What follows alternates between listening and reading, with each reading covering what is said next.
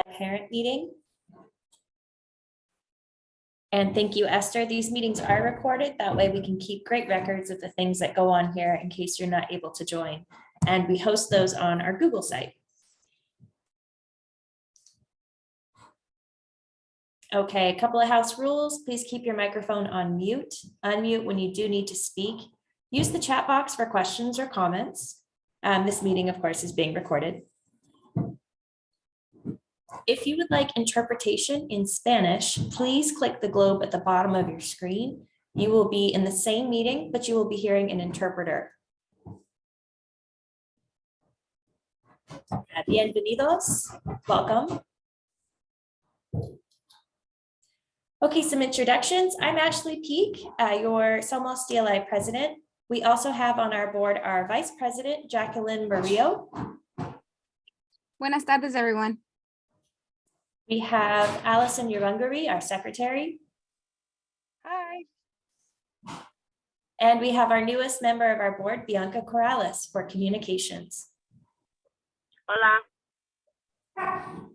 And these ladies make everything happen, along with our wonderful administrators with RUSD, starting with Esther Garcia, our coordinator for English learners, TK through 12.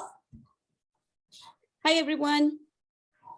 And Patricia Thetford, our TOSA, teacher on special assignment for dual language immersion, K through 12. She will not be with us tonight. Okay, she is a busy lady. You both are. We're lucky to have you at these meetings. Okay, so tonight's date is not correct on this slide, but it is 3/8/2023, and it is 5:36. Okay, some meanings of Somos and what this group represents. Somos, of course, means we are. The goals here are to provide DLI families to ensure success, to foster communication between school sites, parents, and our district admin, to enhance engagement of all stakeholders, encourage ideas and opportunities for students, and to develop a roadmap for families as they age through the program.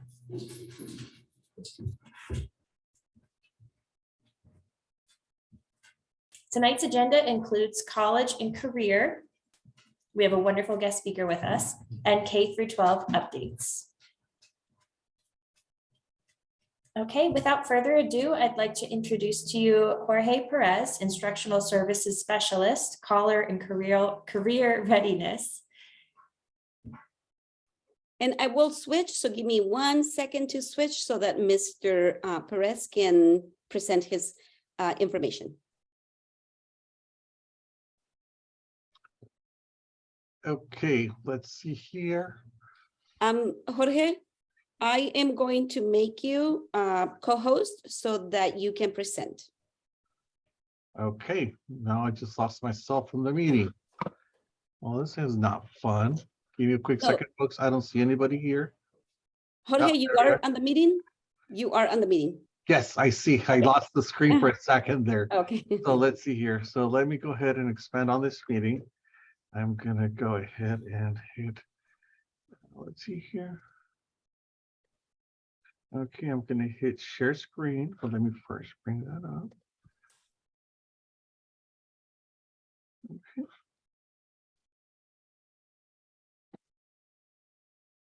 Okay. Patience, folks. I'm trying to get this going. So give me 1 more second and I will be with you. All right, let's see here. And then now we're going to share. And it is.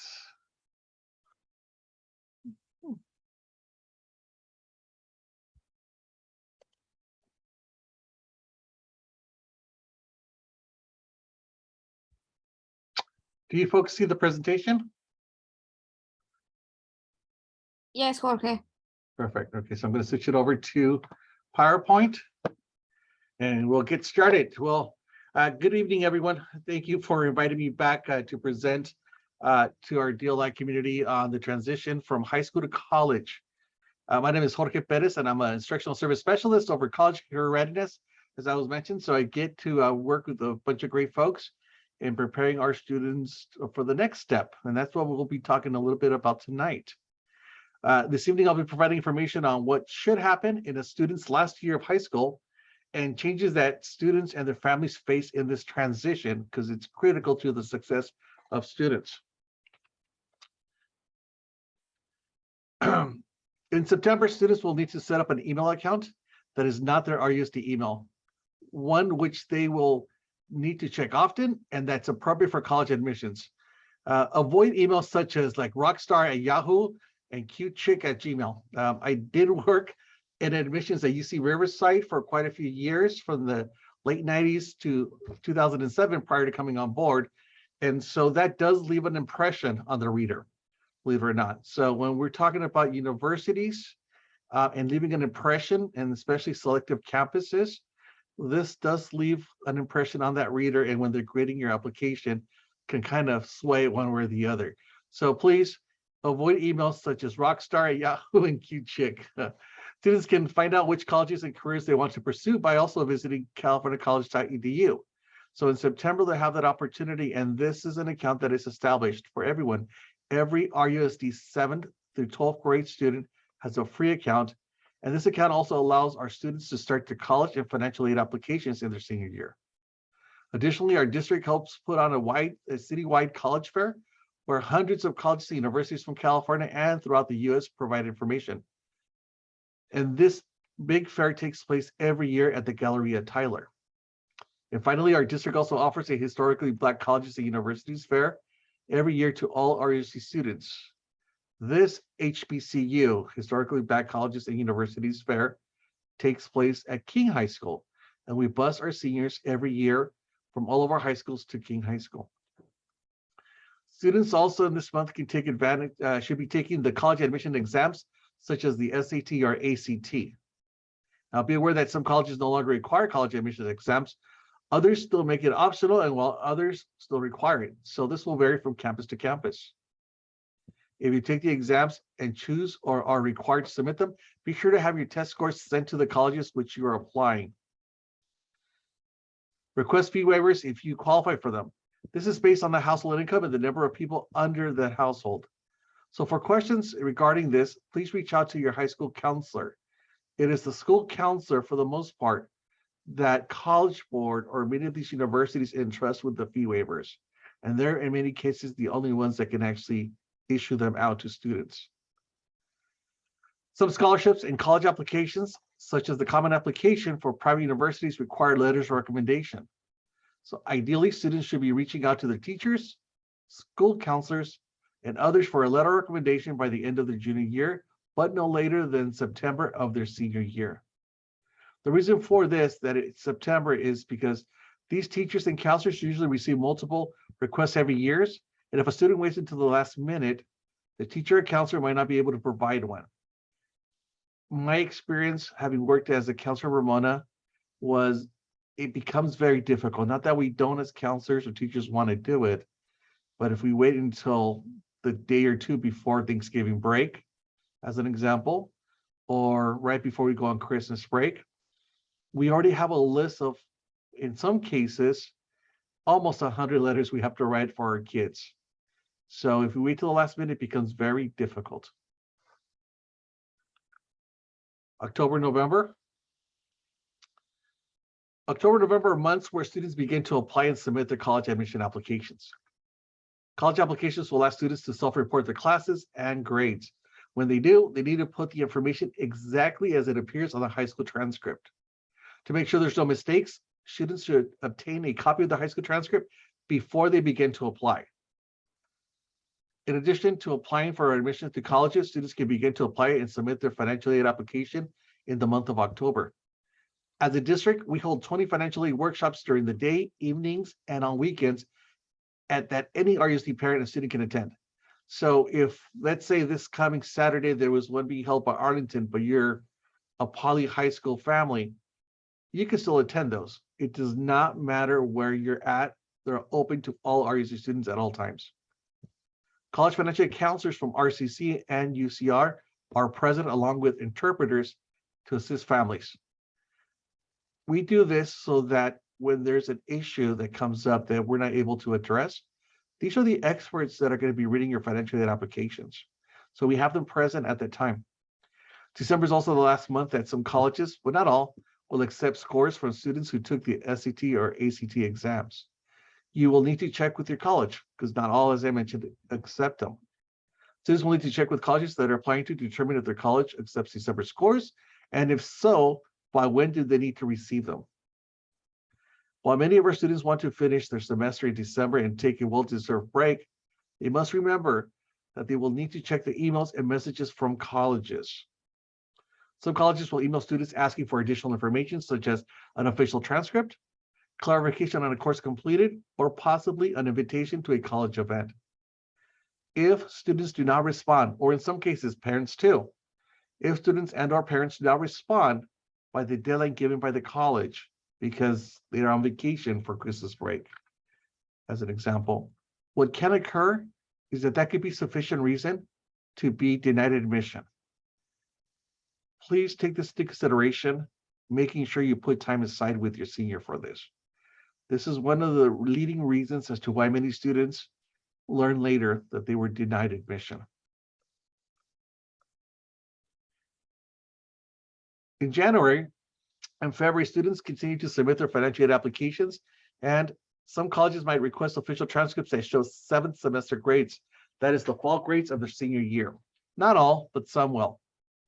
If this occurs, students can request an official transcript to be sent to the college for free from Parchment. That's our district's transcript system. In February, students will continue to submit college exam scores if taken in October, November, or December. Applications for financial aid will continue to be accepted and workshops offered in our district. Students should continue to check email messages from colleges. So January, February still continue to be critical moments of checking emails for all students. And it leads up until the next month, which is March. Now, March, most colleges begin to send out admission notifications in this month. Students will receive notifications that they have either been accepted, waitlisted, or denied admission. If the student has been waitlisted by college, it means that their application has been fully reviewed and they met all the admission requirements. However, the college put the student on a wait list for admission until they receive notifications from all other accepted students on whether or not they will be attending the college. And if after this, there is still room to admit additional students, they will reach out to those who have been waitlisted and inform them of either admitted or, unfortunately, no admission at all. Also, students begin to receive notification of the financial aid award in this month. Some will be in the form of the expected family contribution, as an example. That's how much money they expect the parents to pay. Cal Grant or Pell Grant. So whenever you see the word grant, it means free money. Scholarships from the university itself. So as an example, Stanford offers a full ride if families make $75,000 or less. So in those cases, Stanford won't really use the Cal Grant or Pell Grant. They won't even consider the EFC because of the income of the household. They will offer you a full ride scholarship if you make $75,000 as a household or less. If you make $150,000 or less, then you get all of your tuition covered and parents are only responsible for housing. So scholarships for universities do exist. So please be on the lookout. Also, another form could be in the form of work study, where you earn your aid by working on campus. And then finally, whatever wasn't covered in one of those other manners, then loans will be offered. And this will cover whatever else wasn't covered in what we mentioned a minute ago. These are also important months for students who plan not to live on campus and who plan to live on campus, I should say, when they attend college. For those who plan to live on college campuses, March is the month when most universities begin to accept housing applications. Some colleges can guarantee housing for all first-year freshman students, while other colleges make absolutely no guarantees. As an example, San Francisco State University does not guarantee housing to anyone. Their housing is limited and high in demand. And I can attest to this because that's where my child goes. So if we've come across many students who had to, at the last minute, find an apartment far away from campus at San Francisco State because they waited to the last minute to submit their application.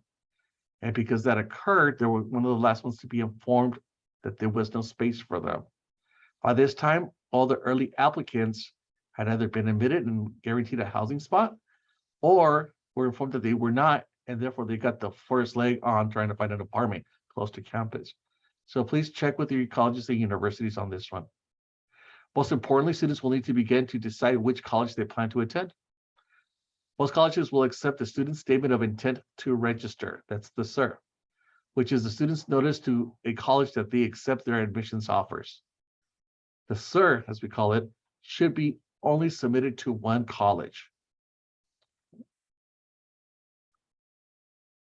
By May 1st, students will need to inform every college of their acceptance or rejection of the offer of admissions and/or financial aid. When a student submits their cert to a school, they typically put down non-refundable deposit to hold their place at that college. This tells the university that the student plans to attend will be paying tuition. If they're staying on campus, will be paying for housing and a meal plan.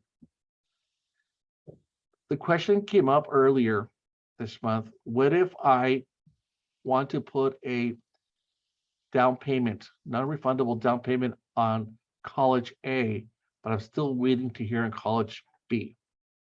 We advise students in those situations to go ahead and put down the down payment, understanding that they will lose it if they change their mind to go to college B, if college B later on informs them that they've been admitted.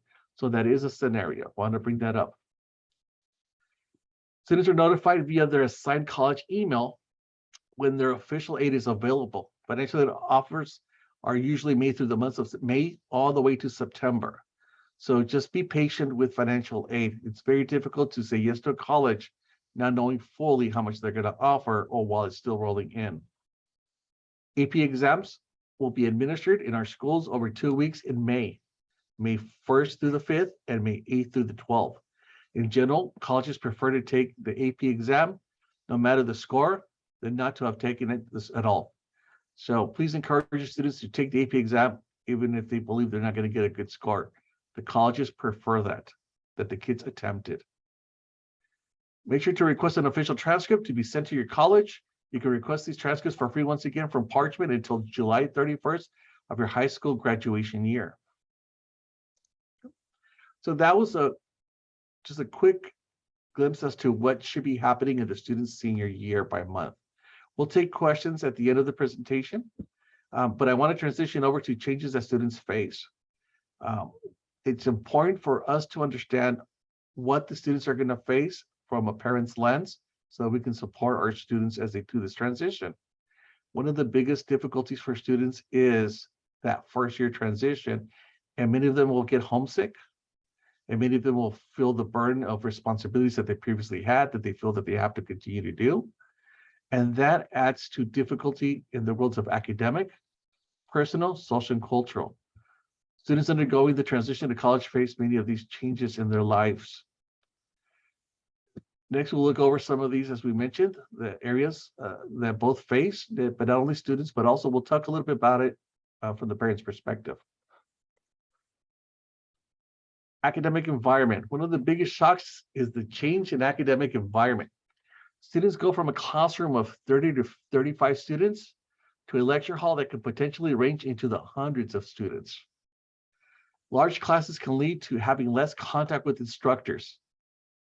So we tell students to take advantage of office hours and discussions. It is important to know the instructor's office hours after class so that they can make an appointment to address any concerns. In many cases, courses also have a teaching assistant, a TA, who will hold discussion sessions where they review the materials in smaller classroom settings of 20 to 30 students.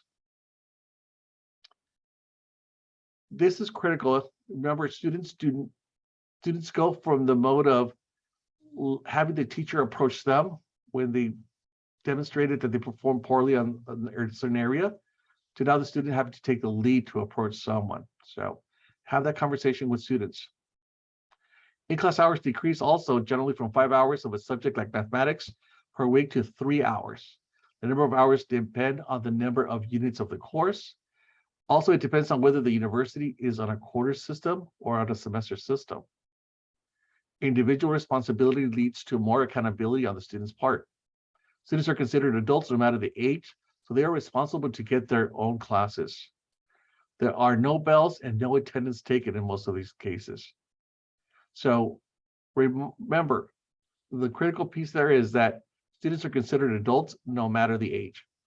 So if your child or your student is 17 years old, and we'll talk about it FERPA, they're considered an adult in the eyes of the college. And that will lead to certain things, and we'll touch on those in a second. Just remember that there needs to be a balance between school, work, or internship, and a social life. Being well-rounded is important, but only if one of those parts does not get neglected. Academic content. Changing the perception of their own roles, the roles of teachers and professors, and the level of difficulty can be difficult. The change in educational environments may mean that professors are unable to provide personalized feedback and support to help students overcome their difficulties. This requires students to understand their role as a college student that requires that they seek the help needed to be successful. Professors have been trained as experts in their particular areas of research, not on how to teach young adults, and that is one of the major changes. The high school teachers, part of their education is how to work with young adults, how to speak to young adults, how to make sure that they look for signs of struggling. The instructor psychologists, that's not how they receive their education. Their education is in content. They're math experts, science experts, writing experts. And so they're going to teach and focus on their content. In many cases, do not really have that connection with the students like their high school teachers did. Students will need to structure their own time and study independently or seek study groups. There will be no class time or study to review. Students must prepare on their own time. Students do most of their studying outside of class, at least 2 to 3 hours outside of class for each hour in class. Learning how to read a lesson is critical. Professors may not follow the textbook. Instead, to amplify the text, they may give illustrations, provide background information, or discuss research about the topic the student is studying. There will be an increase in independent reading and studying. Students are assigned substantial amounts of reading and writing, which may not be directly addressed in class. Knowing how to take notes is critical to a student being successful. Writing integrity. It requires creating an original piece of writing while discussing the original ideals of others and properly integrating and documenting these ideals and ideas in the writing. And the use of the American Psychological Association format for citations, but there's others too. This is the common one that's used. Students will have to figure out which is the one that is being recommended for their subject area. As an example, psychology, or sociology, the social sciences could use the APA, the American Psychological Association, but their English class or their history class might use a different type of focus in regards to citations. So it's critical that they read the agendas, that they talk to the professors to find out which one is the appropriate one. Academic skills. Note taking is key to being successful academically. It keeps you awake by forcing the student to pay attention in class while reading a textbook. And believe it or not, this happens quite a bit. You can walk almost to any freshman class. The first month they're excited. By November, a good handful of them are asleep in class as the teacher or the professor is giving instruction. So by taking notes and knowing that you have to take notes, it forces you as a student to pay attention. It helps the student learn by listening and then summarizing, resulting in better understanding and remembering the information later. It helps keep a record of what the student learned in class and what the student will need to review, and it helps the student study by reviewing their notes and using questions to follow up with clarification. Testing is usually infrequent and may cover large amounts of material. The student, not the professor, needs to organize the material and prepare for the test. One course may have only 2 or 3 tests in a term, and one exam or test may account for a substantial part of the student's course grade. Effective reading and writing will make the difference in their exams. Knowing what you are reading and knowing and how to respond will be the difference between good and poor grades. And use the College Writing Center to ensure success. This College Writing Center, it could be called differently from campus to campus, But if you go in there, you ask about the College Writing Center, they will let you know where it's at. Students manage their own time and register for their own classes. That's also a big change. No more school counselors doing this for them. Students arrange their own schedules, but it should be done in consultation with academic advisors. That is the difference. No more school counselors, they're now academic advisors. And academic advisors, depending as to what the goals are, can guide the students. But ultimately, the student has to log on and register for classes. Self-regulatory skills allow students to be resilient in the face of obstacles or difficulty. Things like optimism, persistence, and self-efficacy, where students believe in their ability to master tasks, are some of these examples. Personal. Another change students face in their transition to college is in their personal areas of development. Many times we see young adults entering college with the belief that their success will be dependent on their ability to do it on their own. The reality is that the goal of college and growing up is not independence, but rather knowing how to ask for, receive, and provide support. Healthy interdependence means that students are active members of a community. This community can involve family, friends, peers, and as students begin to transition from high school to college, relationships will begin to change from depending on parents for day-to-day necessities to managing various resources and supports. These resources and supports need to be the tools in setting goals as they relate to life, academics, and career. These goals and the process of setting goals can be overwhelming. When students face this, along with leaving friends and family back home, they can feel great stress and anxiety. Understanding how to navigate resources and supports is crucial when addressing life challenges, from how to use public transportation, money management, conflict resolution, to seeking counseling for emotional support. The social component. The social change is also an area that students face. Awareness of new environments where students face having to fit in and making new friends. Another example is comfortable with the size and diversity of the campus. If the campus is too big, there's a potential of lack of connectedness, and the students may feel like a number. If it's too small, there could be feelings of boredom and unwillingness to try. For many, it is important of seeing others that look like them and having activities that reflect their culture and interests. Students to be able to manage the freedom that comes with being a college student. This includes participating in healthy social activities, having caution with adult practices that can be dangerous, such as drinking, need to be aware at all times by both parent and student. Let me stress that once again, having caution with adult practices, it's one of the biggest things that needs to take place as form of discussion and really support from the parents. Once again, we talked about students feel that they have to do it on their own. And so if these conversations don't take place, that also becomes another critical reason why students struggle in their freshman year. Culturally, the transition from a student's hometown to a college environment is a big change. Being the freshman once again after the student was the senior at the high school is very difficult. Understanding the culture of post-secondary education, such as what is the new institution process. High school counseling is now, as an example, divided into counseling, advising office, student affairs office, and a career services office. So it's no longer a one-stop shop with your school counselors. It is now various different departments to seek those same exact services that they had in high school. Exposed to new ideas in an environment that challenges students' beliefs can be scary for both students and parents. The students reflecting on values and lifestyles of the campus that sometimes aligns to theirs or sometimes does not. The student establishing their belief system that is personally valid. For many parents who want their children to be doctors or lawyers, but not all students, you got to remember, not all students want to enter those careers.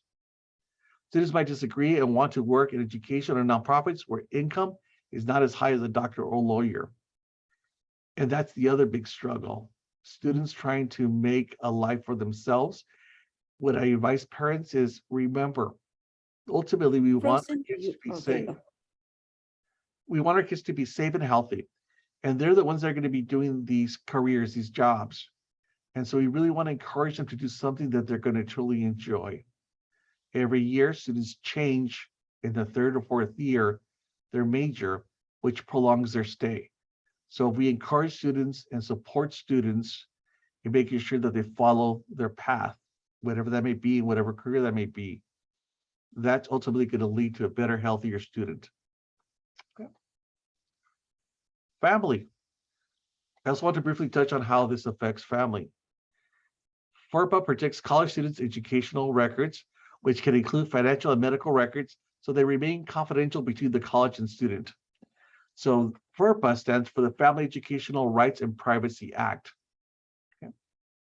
So students, no matter the age, have protections. How involved the parent is in their student's academic life is now at your student's discretion, even if you're paying the bills. That means that the parents can no longer email professors for explanations for grades, see their student's class attendance record, or check to see whether the student turned assignments in on time. Have a conversation with your students. We want to protect them. We want them to grow as adults. And yes, FERPA does protect them. But we also need to make sure that both student and parent know the value of being supported and having a foundation, a family foundation.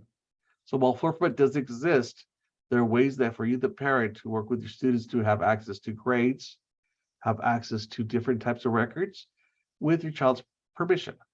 So this starts from the very beginning of having that open communication.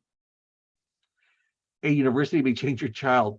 This could be in the way that they dress, ideas that may be different, and behaviors. But do not be scared. This is part of growing up. A lot of our parents call and come to parent orientations, and that's the first thing that it's like, I'm seeing so many difference in colleges. Remember, having those conversations will really support your students in finding themselves and making sure that whatever values you impose and you have as a family, that they continue to embrace them. Family demands can also be effective in the transition. Limitations on the participation of family commitments should be discussed from a lens that supports the student. This can be a change in the college student being limited on, as an example, caring for younger siblings, working, attending celebrations and special events such as an annual family vacation. The family as a whole, including the college student, must understand the demands of college experience and the need to make adjustments. Acclimating to a new home, which includes the college campus, the city, the dorm or apartment, is a big step for a student.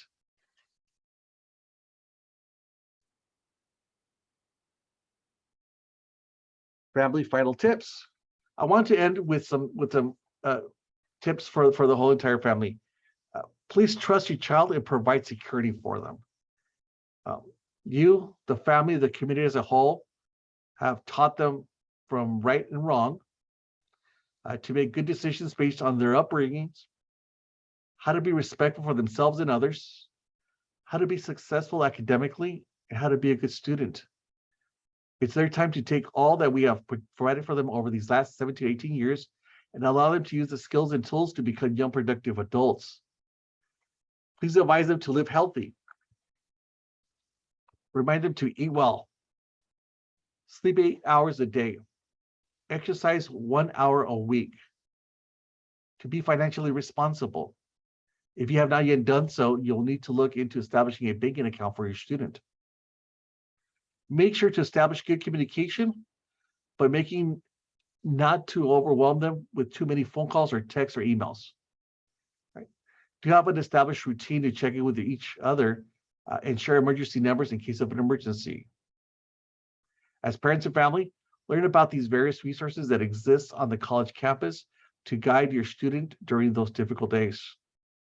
You can learn about the resources by visiting the college's website, having your students share with you their information, or attending if possible parent orientations. The material that I've gone over, and I apologize if it was too quickly, a lot of information came at you from me. This kind of information takes place over parent orientations that could be 1 to 2 days long at a college. We have other programs in our district that provide this kind of general information, and they do it over 3 days, each day being 2 hours long. So it's a lot of information that I provided you with, and this will be made available to you. But we wanted to make sure that you understood those critical big pieces, which is what I touched on, making sure that you understand how to support your child, your student, from their lens as a student, making sure that they understand their responsibilities, making sure that you as a parent can support them from your lens and knowing the limitations that that may mean, and making sure that both student and parent know that the steps that they take forward should really be together because it affects everyone. Thank you for giving me the opportunity to share this information with you this evening. And that concludes my presentations. If you have any questions, please, this slide has my contact information. Feel free to email me. Feel free to give me a call. I'll try my best to respond within 24 to 48 hours.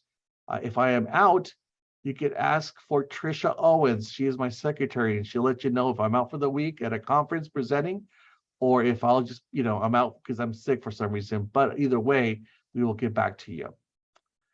Ms. Garcia, thank you, and open up the floor to questions if that's okay. Yes, thank you. Ashley, can we move on with questions? Is that okay with you? Yes, of course. And Awesome. I have one myself, but I'd like to let Maritza go first. Go ahead and unmute Maritza. Buenas tardes. Disculpe, quiero ser breve. ¿Qué tan importante es para las universidades que los chicos tengan una disciplina? Porque hoy en día vienen un poco con una mal disciplina desde la primaria, desde la elemental hasta la preparatoria. ¿Qué tan importante es para las universidades? Ms. Garcia, is someone going to translate that in English for English-speaking parents? Yes, we do have an interpreter, but he's in the Hello. room. Do you hear me? Yes, we can hear you. Okay. The Thank you. question is, how much do the universities take into account the students' discipline? I see that in elementary and in middle school, they don't. Some of them don't have a lot of discipline. So how is that looked at from the university perspective? And I will respond in English as required to. Puedo responder en español, pero me pidieron que respondiera en inglés hoy. So I could respond in Spanish, but I was asked to speak in English in today's presentation. So I will respond in English. So discipline, yes. Discipline is critical. And I use the word critical a lot because these are factors that can make or break a deal for admission purposes. If we're talking about discipline in the sense of misbehavior, discipline, we do not provide reports to the colleges and universities. But what we do provide is letters of recommendation.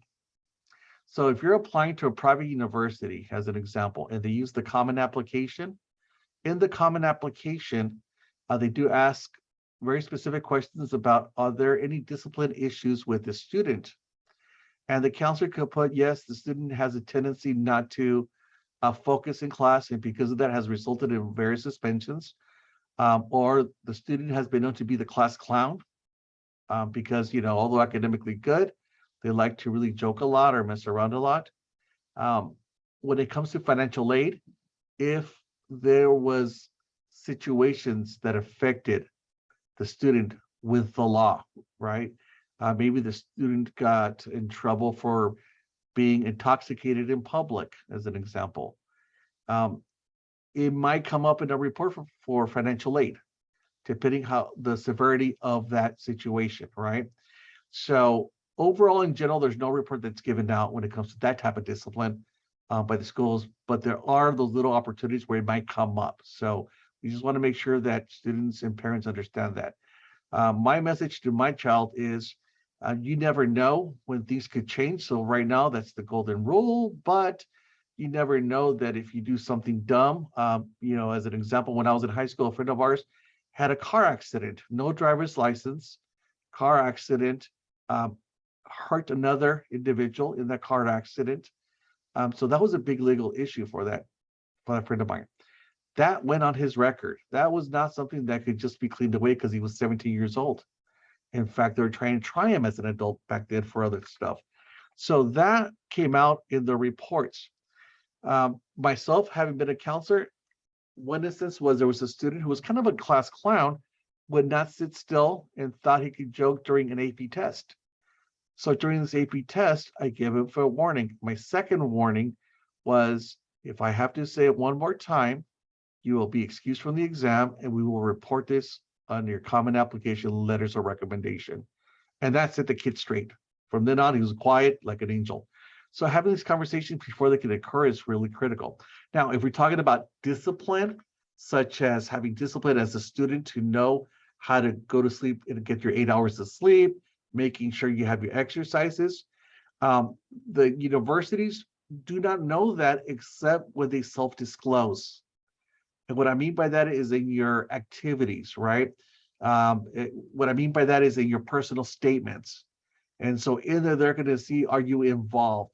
So do you have the discipline to be a student, right, academically, but at the same time, a contributing member of society by participating in community services? Are you able to also, as an example, be able to manage certain things? So in some cases, students already have bank accounts, things of that sort. And so some colleges will look at that and say, okay, this student, already has established practices, right? So when it comes to that, it's from those lenses that maybe something shines in regards as to personal discipline of how to manage yourself. But outside of self-disclosure, it really doesn't come out. I hope I answered your question. Is that what you were asking?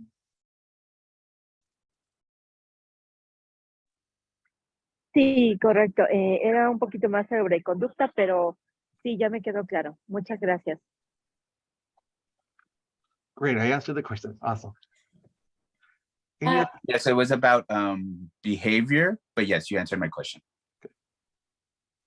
Jorge, I do have a question for you, specific to our group tonight and Somos DLI representing parents and an admin of the DLI program, which I'm sure you know about. Esther's the helm of it. Wondering what it looks like on applications for dual language immersion students to be applying to colleges. What special notations must they make, or what special, not equipment, but distinguishing marks do they have to represent their time spent in this program? Good question. Thank you for bringing that up. So this year we did address that with our the parents of seniors and the seniors themselves. We've gone ahead and for the senior class, we've put a notation on the transcripts. So when the colleges receive it, it will show that participated in the dual language immersion program courses. Additionally, in the college applications, students are able to self-report their participation in this program to be able to emphasize the importance of participation in such a program. That students are coming already bilingual. The students are coming not only mastering the basic subject content, but being able to do so in more advanced level work, because some of these DLI courses are honors, being able to do it in a bilingual in 2 languages, and be able to just be more competitive overall. So that's when you self-disclose on the college applications, and I'm more than happy, Ms. Esther, if I'm not mistaken, I'll be joining the seniors again at some point. Next year seniors, the current juniors, next year seniors, to kind of go over these steps as to how they should put it on their college applications. But in addition to those 2 pieces, us putting it on the transcript for the current seniors, our goal is not just to put a note on the transcript at the top, but really be able to distinguish the courses themselves. So we're working right now, I say we, myself, Ms. Esther, and I, along with some others, I officially submit courses to the University of California for A through G. And once we get that, the Cal State adopt that A through G course list, right? So that covers the 23 Cal States, that covers the 10 UC campuses. And so what we're doing is we're bringing that forward to them to allow us to bring that course title from, as an example, US history, to read US history, maybe DLI on the transcript. So that way they'll be able to tell which courses were DLI courses. We've already, as of yesterday, we're so happy, we already had our senior year course, the translation course, approved as a foreign language by the University of California A through G list, which is, once again, covers all 23 Cal States, the 10 UCs. So it's A through G under foreign language. That's a first good big step. But secondly, as of yesterday, NCAA, that's the Collegiate Association for those that are athletes that want to play at the college level in a sport.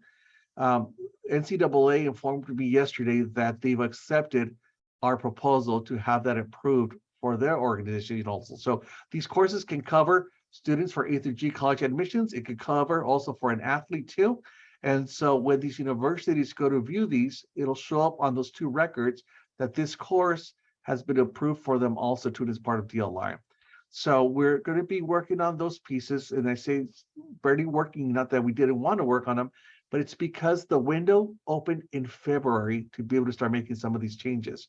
So right now we're working with technology service to see how we would list it on our transcripts, make sure that that aligns to the universities, and we'll be doing that for world history, US history. Biology was in Miss Esther? Biology will be added very soon, but yes, Yes. world history, Spanish literature, and the translation course. Correct. The last item that I would say would be to work with your school site. We asked the school sites under the school profile to also put a description of the DLI program. If you go to your school profile, they'll have descriptions about AVID, about Puente, current technical education. There also needs to be a description of dual language immersion on the school profile, because if there is an admissions officer, remember, we're talking about California right now, right? Cal State's UCs, but we also know that there's many out-of-state schools and private schools that are out there. Oh, my lights just went out in the room, so you can still see me. Okay. There's many out-of-state and private schools out there that might not be familiar with A through G, might not be familiar with dual language immersion, right? And so we want to make sure that if they see DLI or they see dual language immersion, the wording, that they can go to your school profile and be able to verify, yes, under the school profile, this is an approved program that allows students to be competitive applicants. So it's in those ways that we've approached it to be able to prepare not only the current seniors, but also be able to kind of expand and make sure that the transition is smoother for the upcoming senior class, which are the current juniors and all those younger students. Thank you for explaining that. I do have a follow-up question in regards to the self-disclosure statement. Does the work that you're doing to identify the courses specifically negate the need to make the statements of I am bilingual, I have been in dual language immersion, or is that something they should still add? So you want to take advantage of those opportunities, right? And as students, we tell them, take advantage of your educational opportunities when you're a 9th grader, 7th grader, 6th grader, 10th grader, right? And what do we mean by that is, don't just take your regular intro to literature or, your regular history class. Try and take a next level course, an honors course. Maybe if you're able to take another higher level course, like an AP. Taking advantage of those opportunities also, once again, applies here. If you're able to embed it as part of your statement, then go ahead and use that. What we do not want is a missed opportunity where students will say, well, I already adjusted on the transcript, it says DLI on there, it says it on the school profile. So because of that, I don't have to answer this. And because of that, I'm not going to go ahead and answer this optional question, right? Sometimes they're optional. What we encourage students is to try and embed it in there. But at the same time, we also want to make sure that if students are participating in various different things, and they know they can cover DLI under the transcript, cover DLI under the school profile, then not to necessarily embed it and focus on these other activities that they may already be participating. So that will vary from student to student, depending as to how much participation they have in activities and programs. We have some students that do career technical education, and then at the same time, they're also doing dual enrollment classes, which are those college classes that we offer on our high school campuses. And at the same time, they're also in NAVID, and at the same time, they're also part of DLI.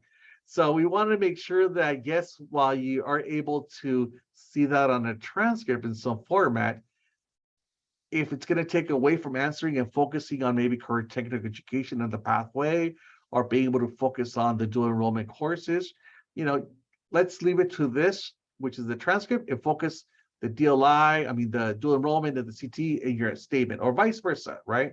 We know that, like dual enrollment, I tell students, they'll see that it's the college, RCC, and they'll see the class. They know that's a college class.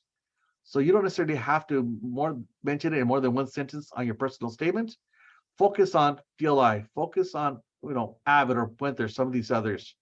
Avid is becoming more well recognized throughout not only California, but throughout the US. So for Avid, you might not even have to touch on it that much, right? Just talk about your participation.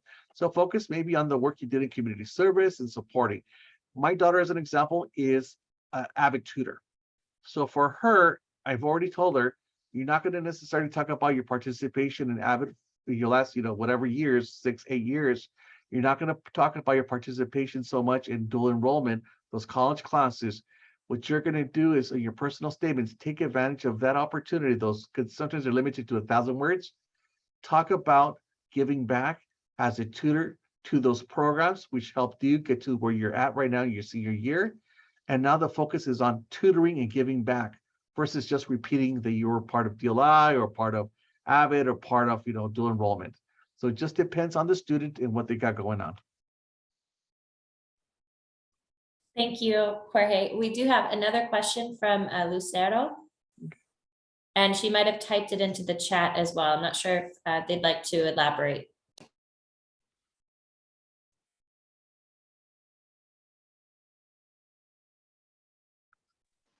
Buenas tardes.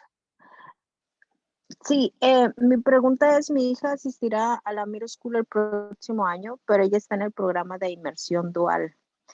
¿Tendría algún beneficio para ella si toma la clase de español avanzado para que terminara antes o tendría que terminar el programa hasta la high school? Mr. Luis, do you want to give you the opportunity to translate that in English? Yes. She asked that her daughter is in DLI and she's going to middle school next year, and she's wondering if she can take the advanced Spanish class, even though she's in the dual immersion program, and would that help her finish it before going into high school, or would she have to take the advanced Spanish class in high school? Okay, and I'll touch on this, and Ms. Esther, please feel free to jump Yes. in. Yes, I can answer this one. Okay, go ahead. For DLI students, if your daughter is in DLI, she will be required to take the AP Advanced Placement Spanish class in the 8th grade and take the Advanced Placement exam at the end of the 8th grade school year. And I'll add to that, Ms. Esther, if it's okay with you.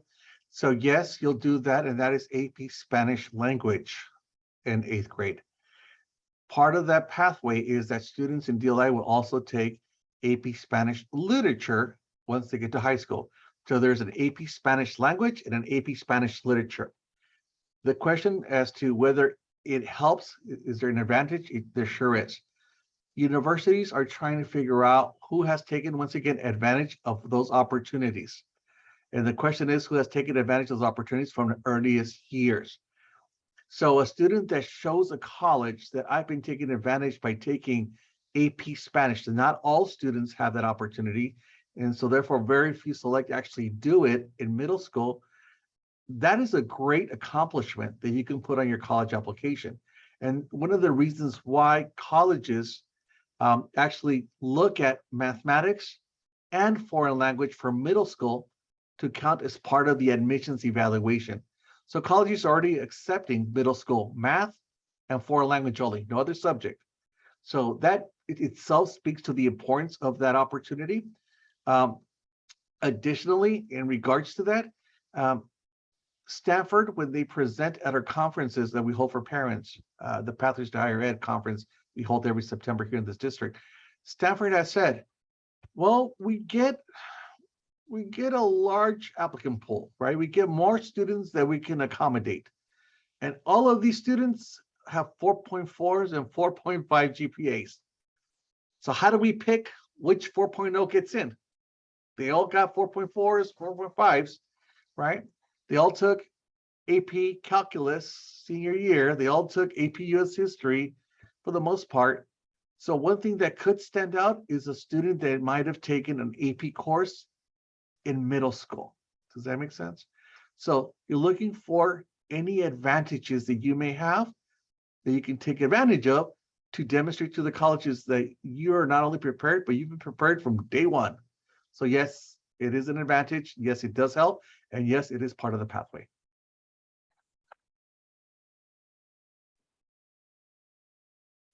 Thank you, Jorge. Great question, Lucero. Any other questions out there? Sería todo. Muchas gracias. De Muy nada. amable.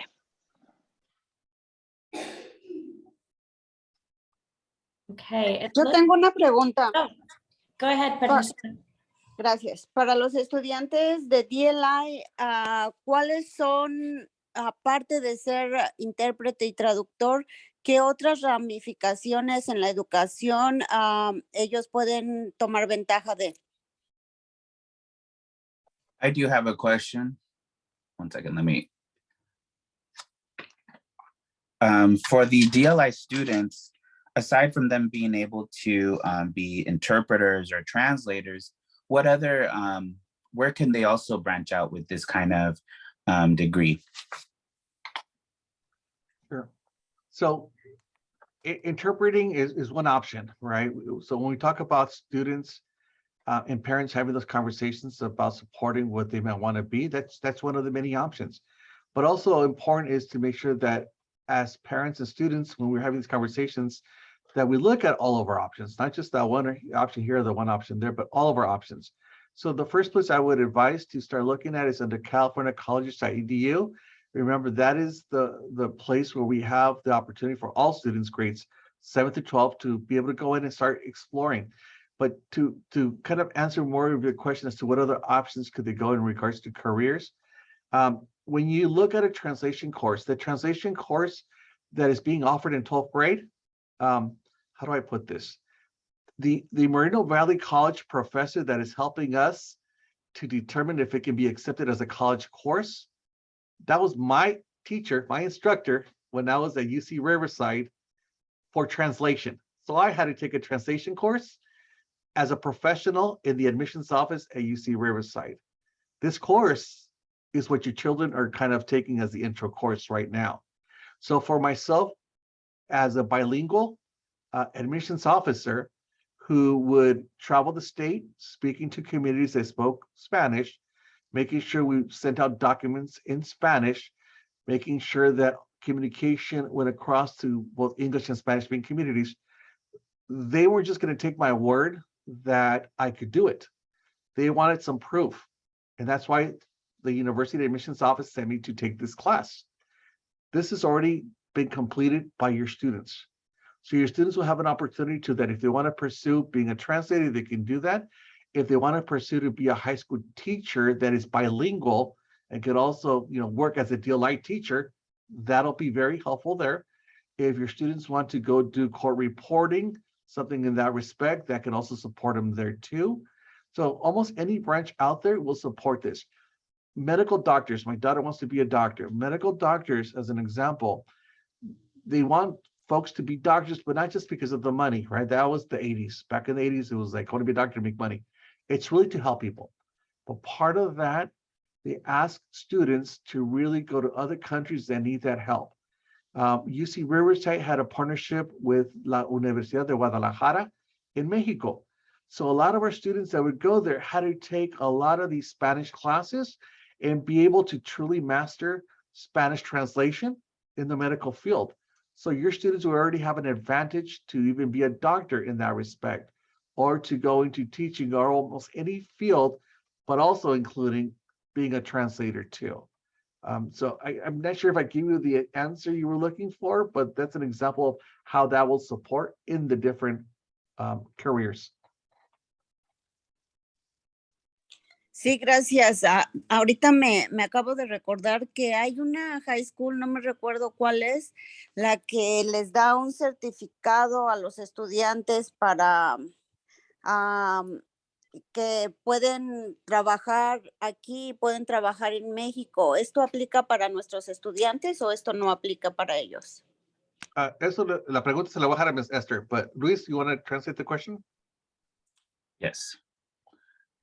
Yes, you answered my question, but I was now, as you were explaining that, I was remembering that I know that it's a high school, I don't know which one, but they gave like certificates to students so that they could work here, but also in Mexico.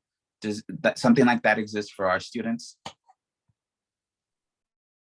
This is not something that I am aware of. I don't know any of our high schools that has this program, but I will definitely ask our high school contacts and get back to you, Mrs. Oropesa.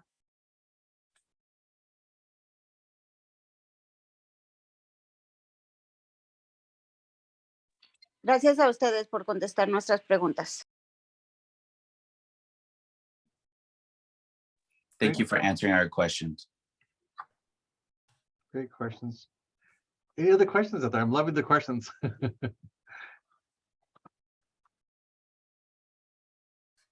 Anything else? And of course, if you did miss your chance to ask the question, we can share your information, your email address with our Facebook group. I think we have close to 400 members on that now, and maybe they can reach out to you there.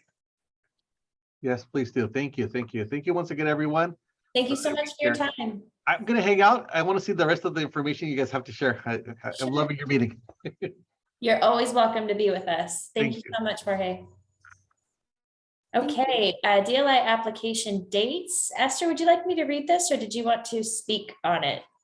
You can go ahead and read it. Okay, I will read away. After window application, our wait list, recruiting bilingual Spanish speakers to meet the 50-50 student makeup, recruiting for Fremont, Longfellow, and Washington. You can apply at the cool little QR code there, or of course at the website riversideunified.org/DLI. Esther, I have a question for you on the recruitment end. Are you looking for both English dominant and Spanish dominant students at all three of those locations? Yes, I am. We are recruiting bilingual Spanish speaking students for all of our sites, but we still need to fill both English and Spanish at these 3 sites. Wow, okay. Thank you. All right, of course, today is International Women's Day. Go women. We should have mentioned that when we opened. Don't forget, spring break is coming. It's, gosh, 2 weeks away now. This year has flown by. Our last meeting of the 2022-23 school year is going to be Wednesday, April 12th, 5:30 p.m. on Zoom. Of course, it's the same link for all of our meetings. And that's it for us. We so appreciate all of you being here. Should you need to get in contact with us, we do have our Gmail account. We have Esther Garcia at riversideunified.org. And we have our Facebook group. Please join us there. It's a closed group, but if you answer the questions, you can be let in. And we also have a Google site where we post all of our old meetings and old slide decks. Thank you everyone for coming and have a lovely rest of your evening. Bye. Thank you, everyone.